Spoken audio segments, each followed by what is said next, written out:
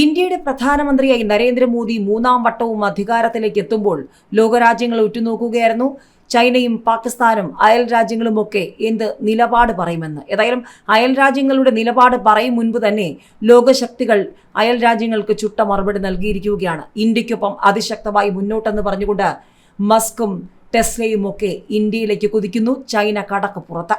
ചൈനയെ വേണ്ട. മോദിയുടെ മൂന്നാം ഊഴത്തിന് പിന്നാലെ ടെസ്ല കാറുകൾ ഇന്ത്യയിലേക്ക്. നിർണായക പ്രഖ്യാപനത്തിനൊരുങ്ങുകയാണ് മസ്ക്. വൈദ്യുതി കാർ നിർമ്മാണ രംഗത്തെ പ്രമുഖരായ ടെസ്ലയുടെ ഉടമ ഇലോൺ മസ്ക് ഹ്രസ്വകാലത്തെ ഇടവേളയ്ക്ക് ശേഷം ഇന്ത്യയിലെ നിക്ഷേപ പദ്ധതികൾ സജീവമാക്കുന്നു.